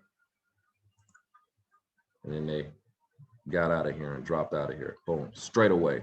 Now, this is what I was talking about with a straightaway. See the 1350 cross? 1350 cross, it lines up with level 1 consolidation. All right. Your level 1 is typically denoted by the 1350 cross, but they straightawayed here and they did not come back and give us an anchor off of the 50. Or you see what I'm saying? They just kind of rolled the catch up, or the 13 EMA, the red EMA. The 50 EMA is the blue one. The 200 EMA is the white one, or the aqua one is the 50, and then the blue one is the 800 EMA. They have cute little names. The yellow one is the mustard 5 EMA. Red one is the 13 EMA. We call it the ketchup. Aqua is the 50 EMA. We call it the water. White is 200 EMA. We call it the mayo. And 800 EMA is the blueberry right here. Okay. So we don't get a touch back to the water, to the 50. It just straightaways with no anchor in level 1. That's called a straightaway. Okay. And they drop straight into level 2 right here. They gave us a beautiful W, and then they pulled back. And that's kind of what I was calling out the other day in the WhatsApp chat. So here's our anchor here. Then they come back, 1350 cross again. Okay. And they're giving us this guy here. All ugly action. This is all ugly action. Okay. And so that's what I would do. I would just start boxing off my levels. And this is how I bring organization to the charts. This is how I organize what price is doing and what price is. Now, for the case of the GU right now, look at how ugly all of this stuff is right here. Now, some people would box off this entire structure up here. Like all of this would be boxed off. Some people will box off this entire thing right here. Right? Even this, but that's for a larger time frame. I would do that on the 4-hour chart, not the 1-hour chart. You need to watch the level videos to understand the difference between the time frames and all of that stuff like that, like the levels and the time frames. Okay. All right. So anyway, what we're looking at is this market maker cycle back here. Now, one point I wanted to make, this is why I came back here. With this ugly stuff like this, I wouldn't even be thinking about the GU right now. Okay. I wouldn't even be thinking about GU right now. So what I would suggest is, or we could even do it like this. You could technically box off all of this straight away into level 2. All of this can be considered a level 2. Okay, level 1, level 2. But there's no clarity here. This is the point I'm trying to make. I wouldn't touch this. I would not be working on this pair right here at all.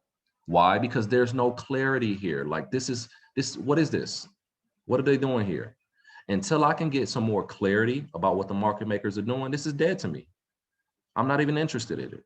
I'll move on to another pair. It's just that simple. You don't have to trade just because you chose the GU as your pair. You don't have to trade it. Only trade it when it's clear. Don't overcomplicate it. Don't force yourself to have to take a trade each day because that's what you want to do. No, no, no. We're not into that business. We're into taking the shit that's handed to us on a silver platter. Okay? So start cherry picking your trade setups. Pick the trade setups that are truly focused on clarity, clear market maker cycles with clear anchors. Focus on mastering those first. Hunt for them. Look for them. Because once you get that, what we call the benchmark, which is the ideal scenario understood, then you can start layering on the variations, the nuances, the unclear cycles, stuff like that. But try to focus on clarity right now. Try to find perfect examples or as near perfect as possible. That way you're training yourself with the basics, right? Just like a boxer. He learns the basics of boxing first, the technicals of boxing. And then he starts adding fundamentals once he gets good at it. He starts throwing a little swag into it, his own little style into it. That's how it works. Same thing with this. Don't overcomplicate it. So this currently with the GU, this right now with the GU, I'm not interested in GU at all. I got my moves out of it. Now, because I'm a little more advanced, yes, I can see an opportunity forming, but it's not something I would even begin to discuss with you right now. It would just confuse you at this point. But let's go back to the market maker cycles that I was talking about right here, this window of time starting back here. All right, so let's just start with this right here, this bullish market maker cycle. Okay, all right. So this is a peak formation. We're just gonna make this a peak.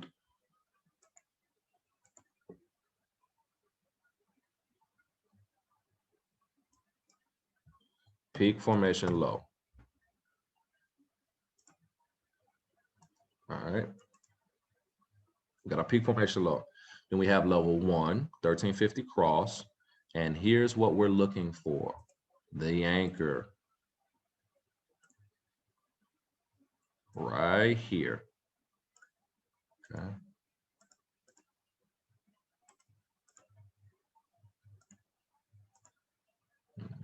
Yeah, this is good. All right. This is what we're, let me do it in, should I do it in blue? What will stand out here?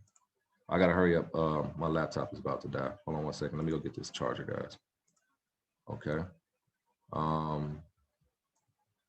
Then we're looking for the next anchor here. Okay. Let me do this though. All the red boxes is where we entering at. That's it. We're not entering anywhere else. This is it. That's our 4 trade opportunities right there. Period. Point blank, period. Now, what anchors are we talking about? Okay. Each level has a series of anchors in it. You have to learn the anchors. Let me go back to this image. Oh, before I do that, let me grab this charger before this laptop dies on you all. Give me like 2 minutes, okay? But hopefully this is simplifying things a little bit more to you so that you don't get caught up in anything else but trading anchors. That's it. Hold on 1 second. If you got any questions, go ahead or comments, drop them in the box now so when I come back, I can address those as they're related to what we're talking about.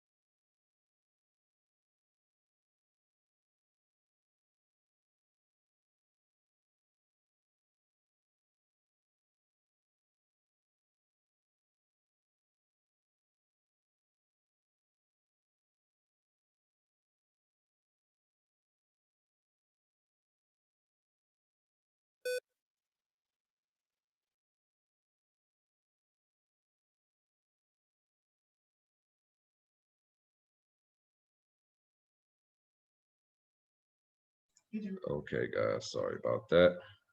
I am back. I didn't read the big slur download and it shut down. What is the, wait, what? The big, bro, I don't know what you talking about. What? I didn't read the big slur download and it shut down all my charging ports. What happened, man? I have no idea what that means.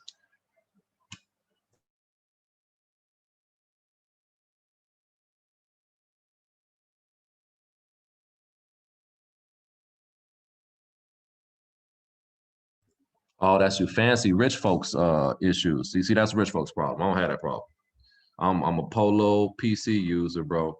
You know, this is janky ass, you know, old beat up Chevy I got, man. It's still working, but you Mercedes Benz MacBook using people, you know, y'all got issues. I'm not a Mac specialist.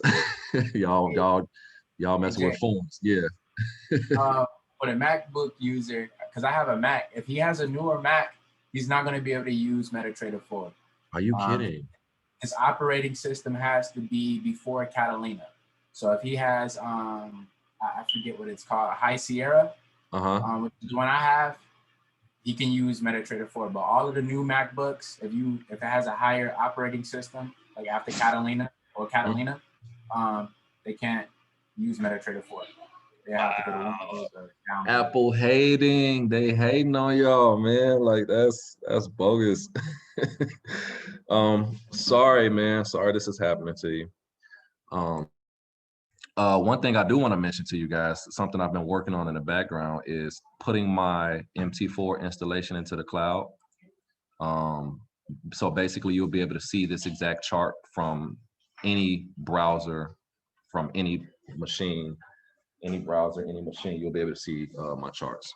I had it set up. I was doing a cloud installation of Windows. I had a cloud installation of Windows, and it was working fine, but then there became some issues with multiple users logging in and viewing the machine in the cloud.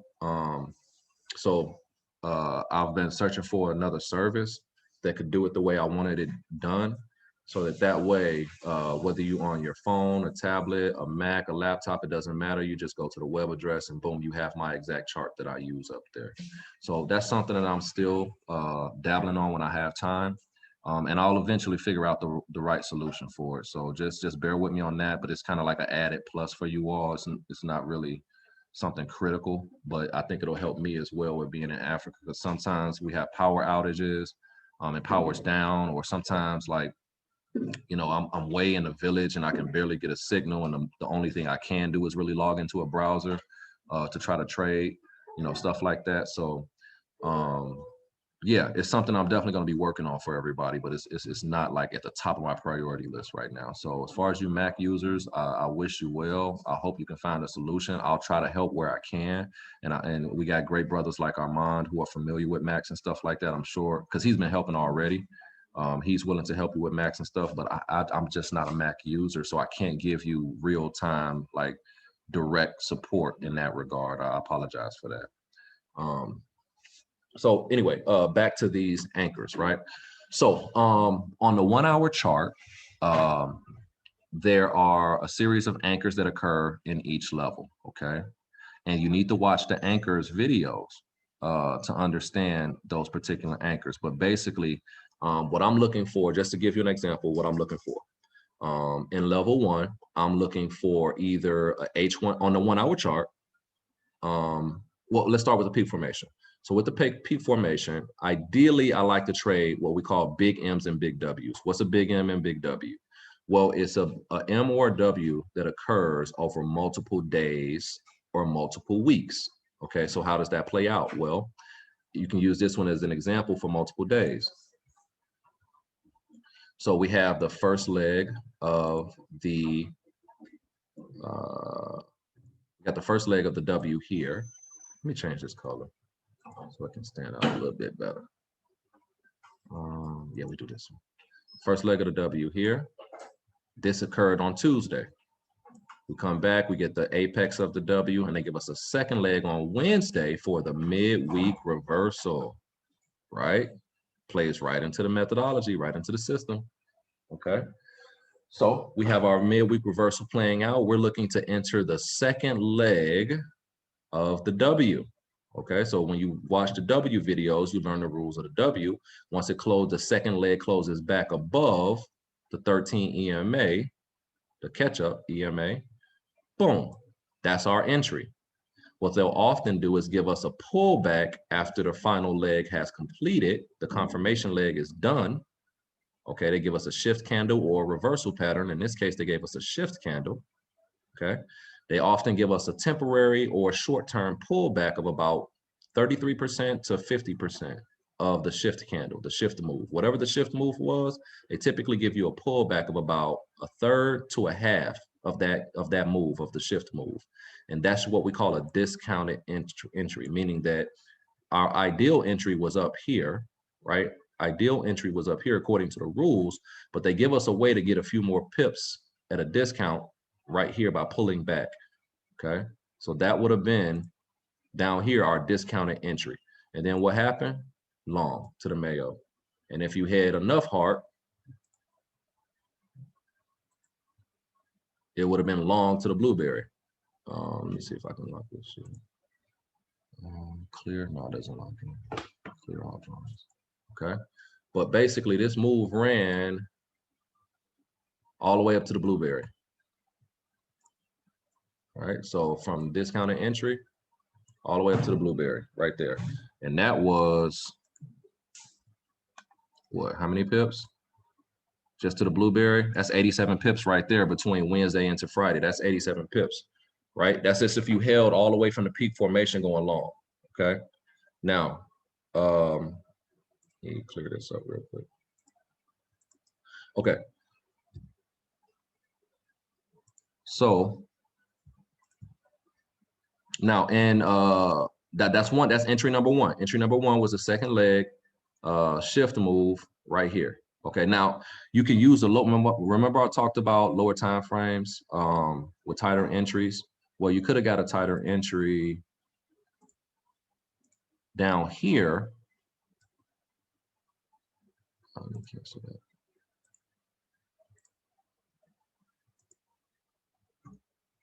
Okay, you could have got a tighter entry down here. We'll make it black. There we go. All right, so that's a tighter entry down here. Now, how do you get this tighter entry down here? Lower time frame. Drop to the lower time frame, 15 minute, 5 minute, 1 minute. You'll see the reversal happen. Now, you know this is, so here's how I would have played this. I know I'm waiting for the midweek reversal, okay? Once I would have saw this first leg of the big W forming, I would have been waiting viciously like a hungry dog waiting for that second leg. Now, down here at the bottom, we got this indicator called the TDI, Traders Dynamic Index, one of the most beautiful tools you could ever use with trading Forex. Okay, and we got our one shark fin outside the water, one out the band right here. It came back, gave us a second shark fin inside the water. So that's called 1 and 1, 1 out, 1 in, 1 and 1. So I got my 1 and 1 on the TDI. Once I would have crossed above the signal line and I'm above the market baseline, which is the yellow line. This is called the market baseline or the liquid 50. The next thing I'm waiting for is to get above the static 50 right here. And that's where our discounted entry is. So you had two entry opportunities. When you got the first shark fin, the second shark fin right here, you got one right here, one out the band, one in the band, blood in the water above the liquid 50, that's your first entry right here. So that lines up right here, okay? So we would have got our first entry here.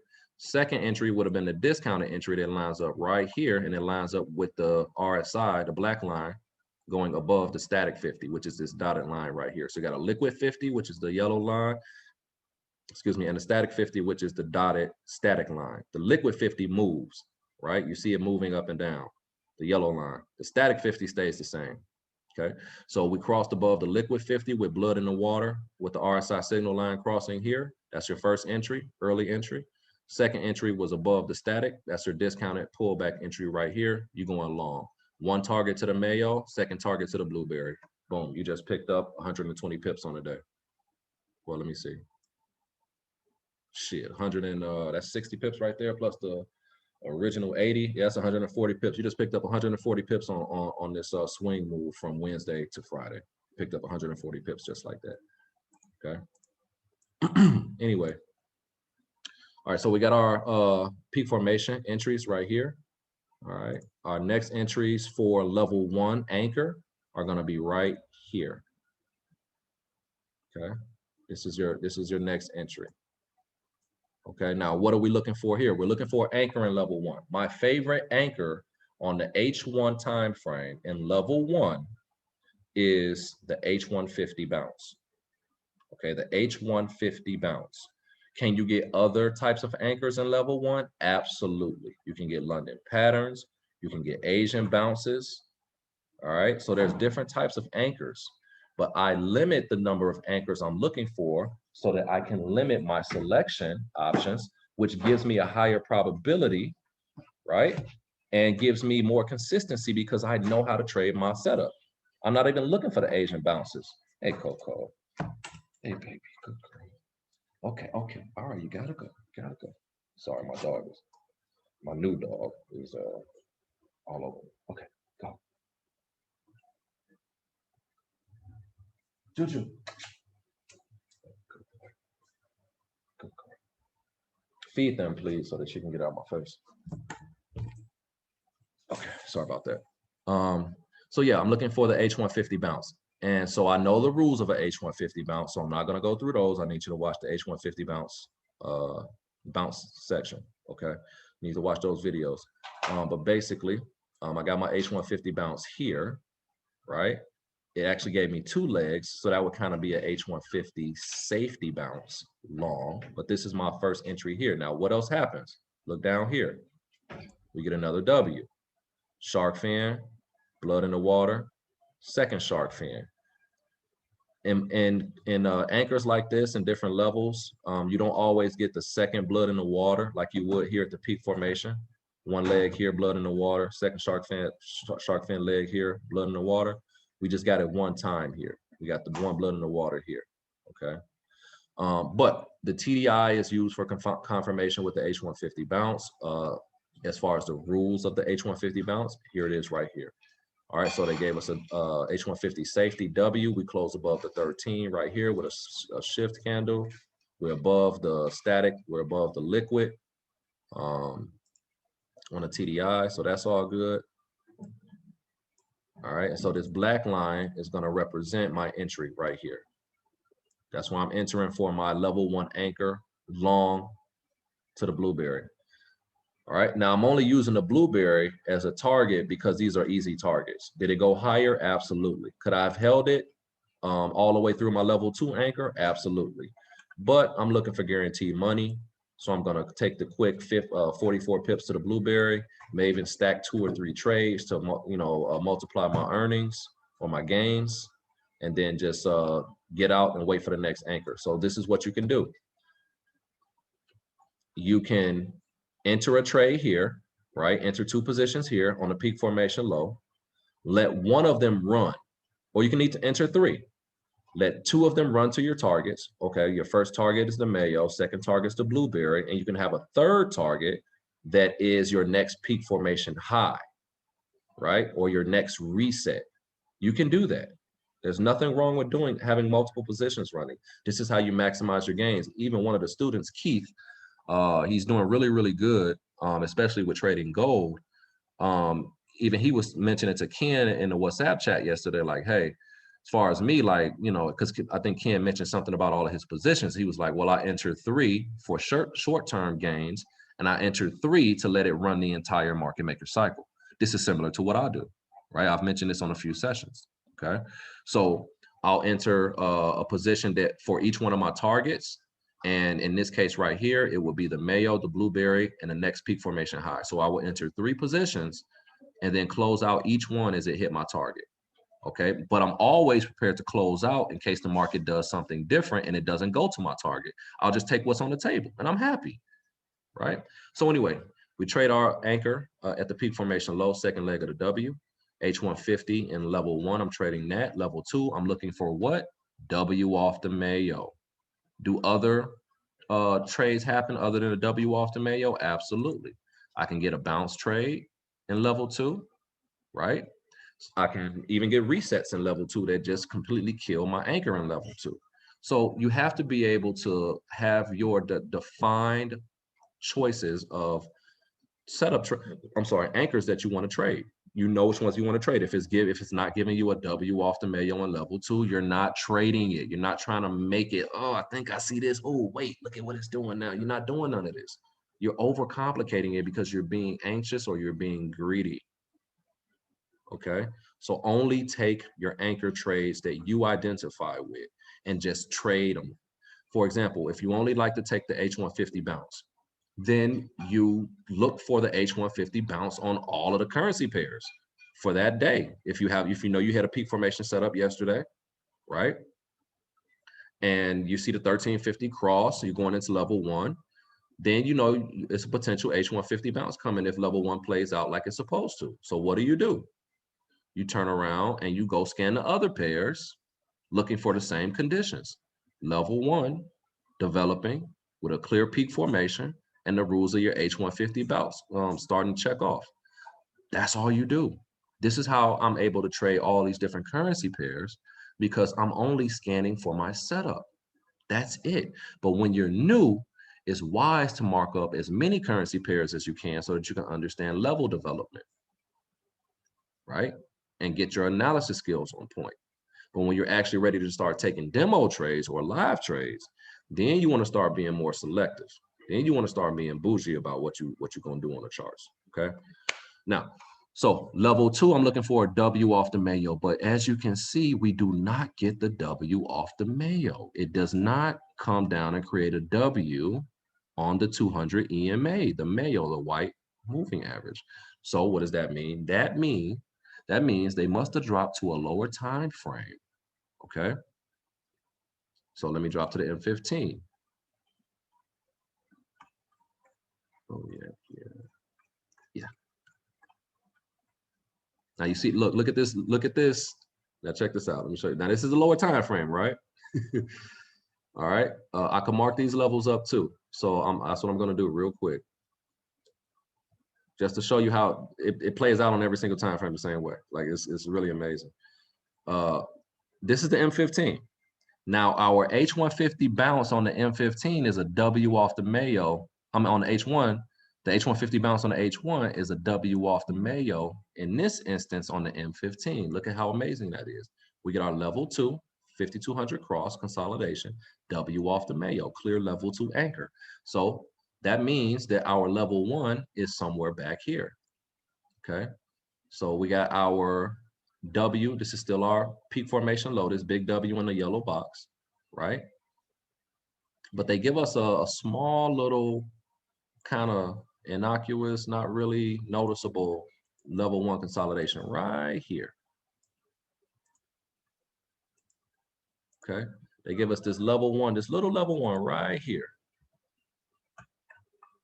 Okay, 1350 cross, level 1 consolidation. It's technically a straightaway because it didn't touch the 50, right? But they give us a little level 1 right here. And then they go straight into level 2.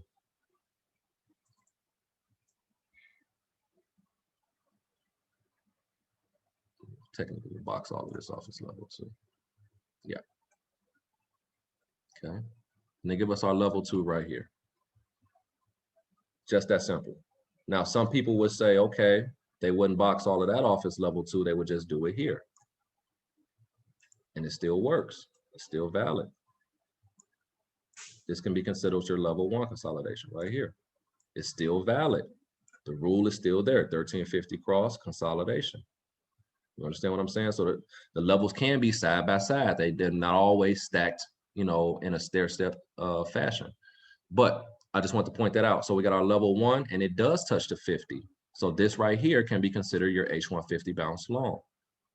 Okay. Each person is going to be a little bit different as long as it works in the end. Okay. So we got our level 1, 1350 cross, H150 bounce here. Let me take it back to red. Okay, that would be this is not an H150 bounce, it's an ID 50. So the H150 bounce on the 1 hour is called H150 bounce. On the 15-minute, it's called an ID 50 bounce, intraday 50 bounce. Okay, so this would be an ID 50 bounce long right here. And the entry for the discount will be here. Target, I would target one of these blue tracers, which is last week's high and yesterday's high. I would just target right here. I wouldn't even have gone long. Just a quick 22 pip move, which is great. 22 pips is great. Don't ever turn down 22 pips. All right, then we got our 5200 cross consolidation. That's level 2. And they give us our W off the Mayo for level 2. All right, your entry close above the 13 EMA and the 50 EMA here. Discounted entry is about right here. You're going long to a tracer. That's another 37, 38 pips right there. 38 pips, just like that. Boom. So Armand, this is how you work the lower time frames a little bit. We'll touch into it when we do our one-on-one though. All right, so this is my anchor for level 1. Now, this is the level 2 move that we're trying to identify. Remember I said they dropped to a lower time frame from the H1? All right, so this is what we're trying to identify. Where's our trade in level 2? Our H1 level 2 trade. Okay, where's the anchor here? It's right here. Let's see if we can identify one. And here we are right here. So they give us a lot of ugliness in level 2. Now this is what we call the retail trend. See, the market makers, they're not involved here. And they love to pull out in level 2. They love to take themselves out of the game in level 2 and let the market do what it do. This is the real trend. It only starts to get manipulated as we get closer to New York session on last Friday. You start to see a lot of wicks and pins and chop. This is the market maker doing what we call circular trading. They're trying to convince you to click the buttons. and they're trapping volume. They're getting ready for a big move, okay? And so coming into Asia, they set us up in Asia for a shift in London, and here's the big move. This is the kill shot, and this is the anchor we're looking for, okay? All right, so I don't see a clear 15-minute anchor here in level 2, but I can clearly see that they did anchor here. So what does that mean? I need to drop to a lower time frame for clarity. I'm looking for the clearest indication that they've done what I need them to do, okay? So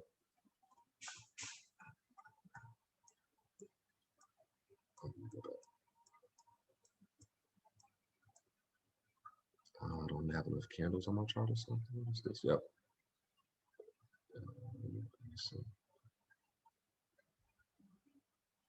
Here we are. All right.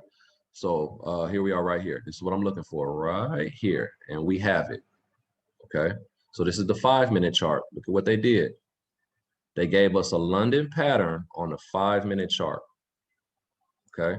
This is a type 2 London pattern. All right, let me draw it out. Now, you guys don't know about London patterns, most of you all yet, or you're not familiar with them, and that's okay. But here's the W. Boom, and that's the move long. That's the anchor. This is a perfect example of what I was talking about. They were working a 1 hour just fine, right? Everything is good. Okay, the way I would have known to drop down to the 5-minute is simply when I'm trading live, because I'm looking for clarity. I know it's there, right? In order for them to shift from one level to the next, there has to be an anchor. This is where you build your confidence in the system at, right? So you have to trust the system. You have to trust that this shit is legit. And the way you build up that trust is by being in demo. Being in demo. And you have to also go back and do that chart analysis, that markups that I keep talking about. You have to do your homework. The homework is going back in time and identifying this stuff in the past so that you don't have to get caught up in the future trying to figure it out, or in the present trying to figure it out. So I would do 2 things. While I'm just doing my analysis, I would, every time I locate a level and I'm looking for the anchor, I would glance at each time frame to see what that anchor looks like. So when you're doing your analysis, each level that you find, that you mark up, if you can clear wherever you can clearly identify an anchor, such as a W and M, or a specific signature trade that we have, like a H150 bounce or ID50, that's what you're looking for. You're looking for where's the clarity at. Wherever there is clear structure development, that's the time frame they're working at that time.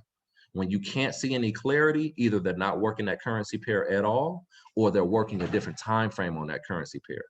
Okay, because one thing about this market maker shit, the behavior is always the same, right? Like this is a clear W on the 5-minute time frame. Okay, clear London pattern on the 5-minute time frame. Most people don't even know that you can find London patterns on the lower time frames, like the M5 and the M1, right? But the behavior is there. The behavior is always the same. M's, W's, heads and shoulders. And a head and shoulder is nothing but a variation of our M or W. That's all it is. So I'm always checking the time frames to get clarity on where is the market maker operating right now, or where did they operate at this point in time? What did they do? Where's the clarity at? Always look for the clear patterns. That's why sometimes you'll have to work from the H4 with the market maker cycle, because you'll see it clearly on the H4. And if you're blessed enough to see a market maker cycle clearly on the D1, the daily chart, oh man, you're talking about some swing trade like gains. It's crazy what you can do when you find a clear market maker cycle on a daily chart. Like that's like it's time to buy another house, right? So, but anyway, that's what I would have did. I would have dropped to the lower time frames when I didn't see clarity on the current time frame that I'm analyzing, if that makes any sense. Okay. All right. So they gave us our level 2 anchor. They gave it to us on the 5-minute chart, and there it is. And we off to the races. Now check this out.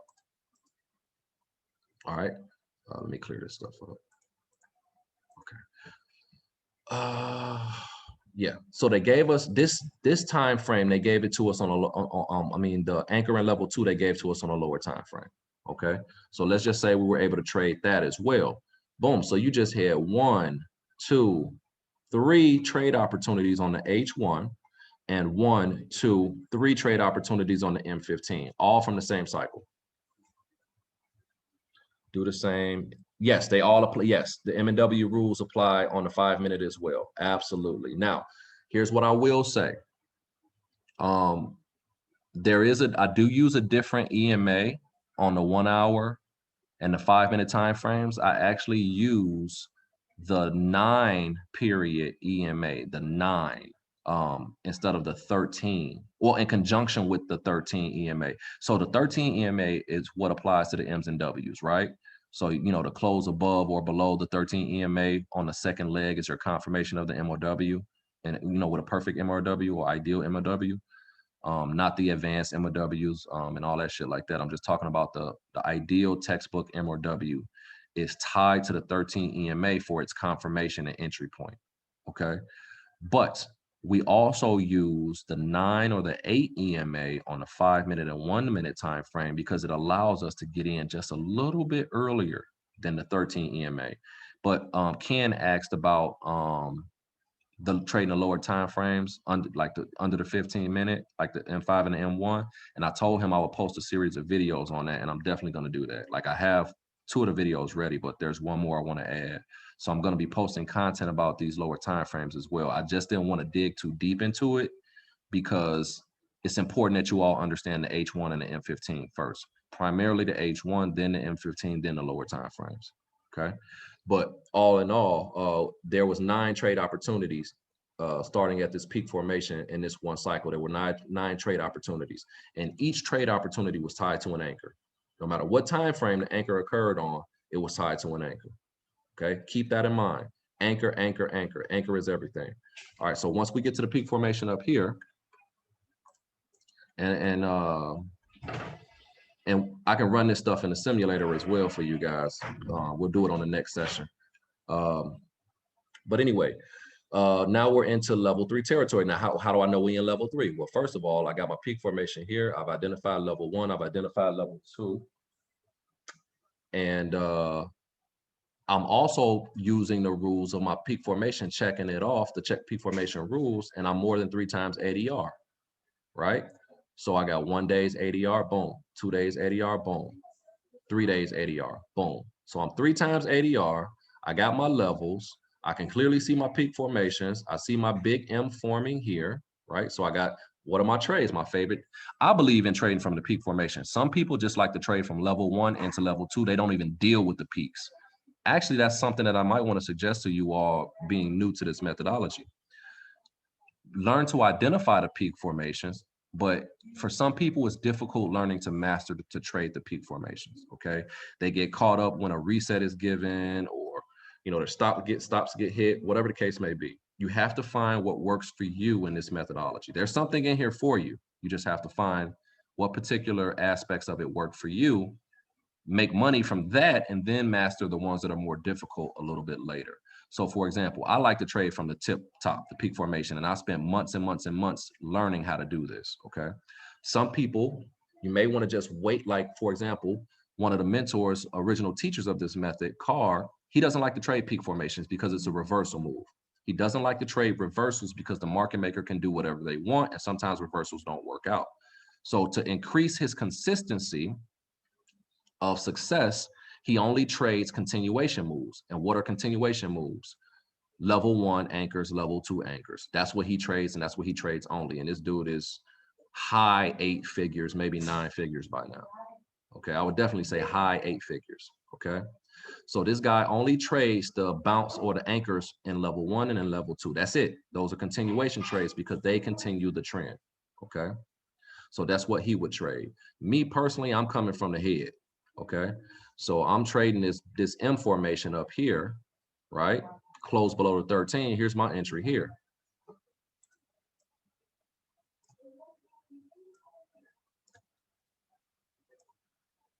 This is my entry right here.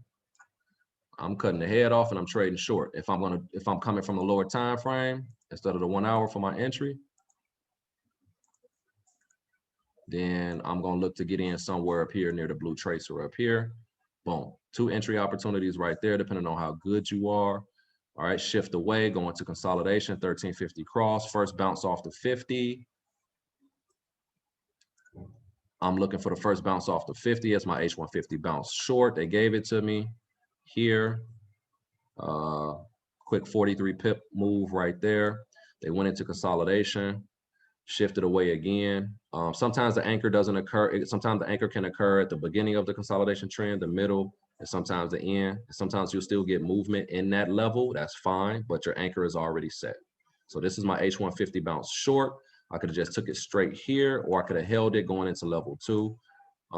You know, I also have these positions open here. So now we're talking about 3 entry opportunities just between the peak formation and level 1. There's 3 entry opportunities right there. Boom. Okay.